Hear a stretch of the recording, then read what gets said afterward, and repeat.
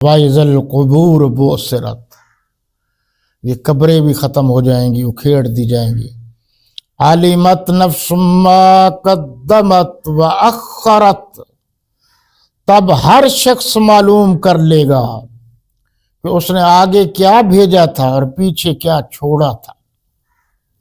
اس پر بھی غور کریں، آگے کیا بھیجا تھا، نیکی کے اعمال، ہر اچھا کام، پیچھے کیا چھوڑا تھا۔ اس کا مطلب یہ ہے کہ اگر تو وہ پیچھے کوئی اچھا کام چھوڑ گیا ہے تو وہ بار بار دہرایا جائے گا اور اس کا اجر و ثواب اس کو ملتا رہے گا۔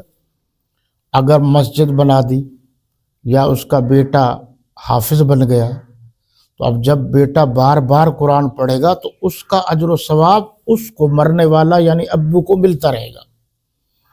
اسی طریقے سے اس نے کوئی صدقہ جاریہ کسی جگہ کنواں یا نلکا لگوا دیا تو جب تک وہ پانی پینے والا سلسلہ جاری رہے گا اس کو اجر و ثواب ملتا رہے گا۔ لیکن اس وقت اسے احساس ہوگا کہ میں نے یہ کام جو کیا تھا یہ تو آگے بھیجا تھا، لیکن جو میں نے پیچھے چھوڑا ہے تو ایک صورت تو یہ ہے کہ نیکی کا کام، اور ایک صورت یہ ہے کہ کوئی غلط کام چھوڑ گیا۔ وہ بار بار وہ غلط کام جب ہوتا رہے گا تو اس کا گناہ بھی اس کو ملتا رہے گا۔ اس لیے جو پیچھے چھوڑنے والی بات ہے یہ اچھا کام چھوڑنا چاہیے۔ اس لیے فرمایا گیا مسجد مدرسہ یہ بھی صدقہ جاریہ ہے، اولاد، نیک اولاد یہ بھی صدقہ جاریہ ہے۔ جیسے جیسے وہ پڑھتے ہیں اور جیسے جیسے وہ پیچھے سے اپنے باپ کے لیے مغفرت کی دعا کرتے ہیں، اللہ غفور رحیم ہے، وہ معاف کرتا ہے۔ یا ایہا الانسان ما غرک بربک الکریم، اے انسان تجھے کس چیز نے دھوکے میں ڈال دیا کہ اب تو اپنے رب کو ہی نہیں پہچانتا۔ یعنی جو خالق ہے ہر چیز کا، جو مالک ہے، جو رازق ہے، تو اتنے انعامات ہیں اللہ کے بندے پر، بندے کو چاہیے تھا کہ اللہ کا بار بار شکریہ ادا کرتا۔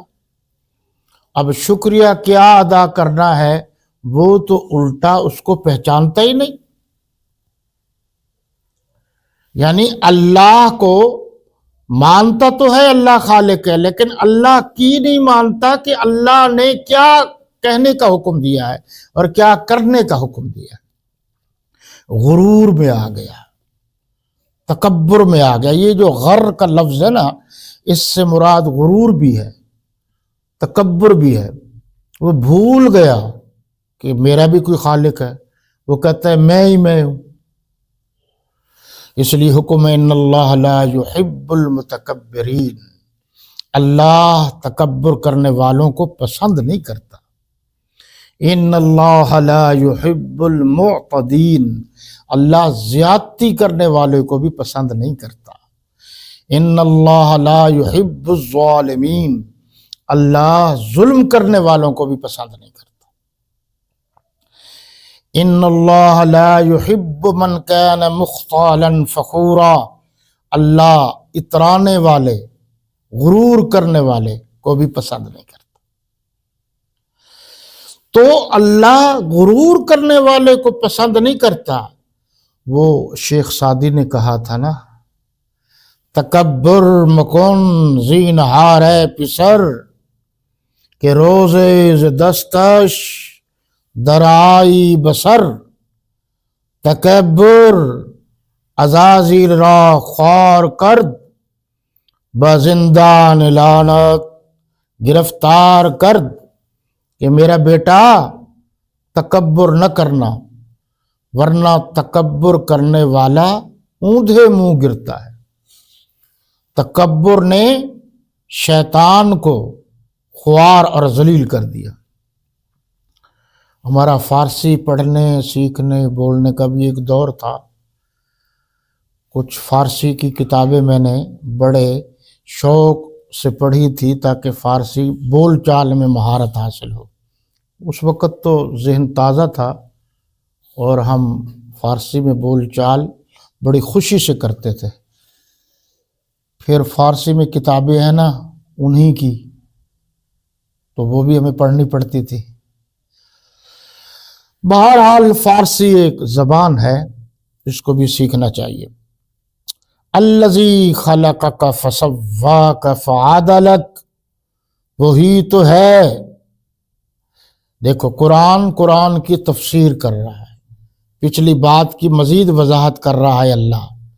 وہی تو ہے، وہی اگر اردو پر بھی آپ غور کر لینا کافی ہے، وہی تو ہے، اس کے علاوہ اور بس وہی میں یہی بات ہے نا، وہی میں حصر ہے کہ اس میں کوئی اور داخل نہیں ہو سکتا، یعنی اللہ جس نے تجھے بنایا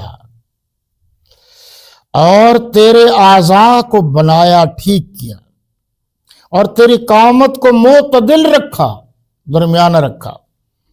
یہ ترتیب سے اللہ نے بنایا، اعضاء بھی ترتیب سے بنائے۔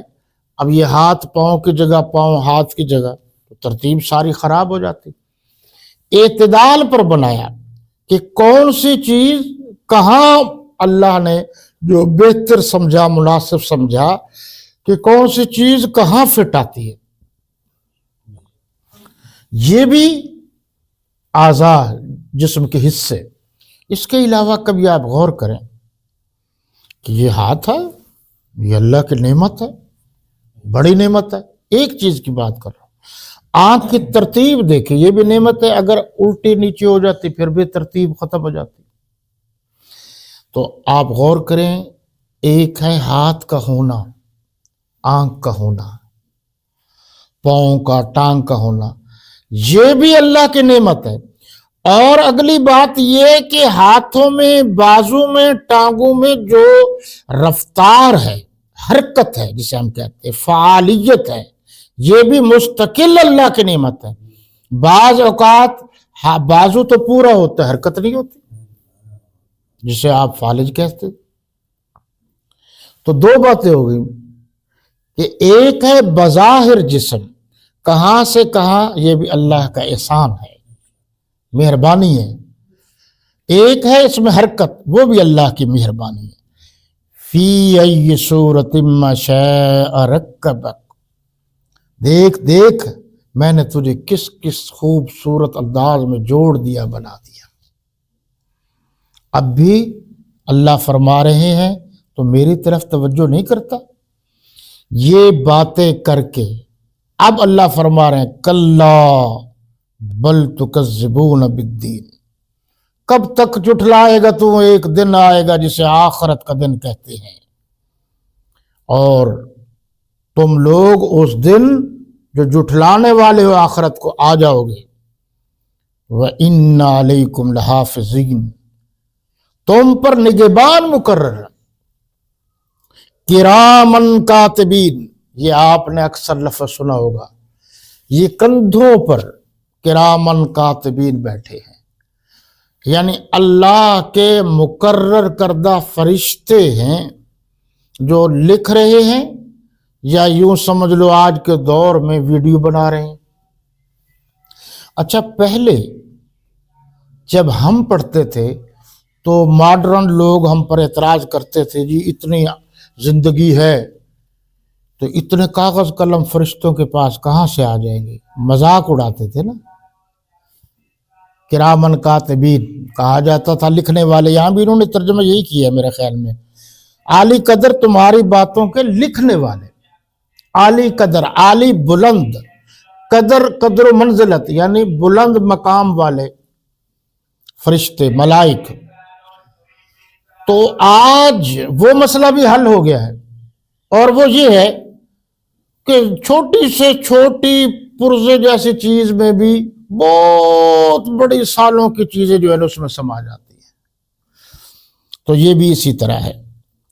فرمایا یعلمون ما تفعلون، جو تم کرتے ہو وہ تم جانتے ہو، کیا کر رہے ہو۔ اور فرمایا ان الابرار لفی نعیم، یہ ذکر کر کے آخرت کا اب انعامات کا ذکر ہے، یعنی مرنے کے بعد روز حشر کے بعد جو گناہگار ہوں گے وہ علیحدہ ہو جائیں گے، جو نیکوکار ہوں گے وہ علیحدہ ہو جائیں گے۔ بے شک نیکوکار نعمتوں کی بہشت میں ہوں گے، جو نیکوکار ہوں گے وہ بہشت میں ہوں گے، یعنی جنہوں نے نیکوکار، نیکی کسے کہتے ہیں؟ جو اللہ اور اس کے رسول صلی اللہ علیہ وسلم کی بات کو مانتا ہے، یہ نیکی ہے۔ یعنی کوئی نیکی ایسی نہیں جو اپنی طرف سے بنائی جائے، جو اللہ رسول کے فرمودات و ارشادات ہیں وہ نیکی ہے۔ وَإِنَّ الْفُجَّارَ لَفِي جَحِيمٍ، اور جو انکاری ہیں، بد کردار لوگ ہیں، وہ دوزخ میں جائیں گے۔ يَصْلَوْنَهَا يَوْمَ الدِّينِ، یوم الدین سے مراد یہاں قیامت ہے، یعنی جزا کے دن، جزا کے دن اس میں داخل ہوں گے۔ نیک ادھر یعنی جنت میں، اور بد جو ہے ادھر یعنی جہنم میں۔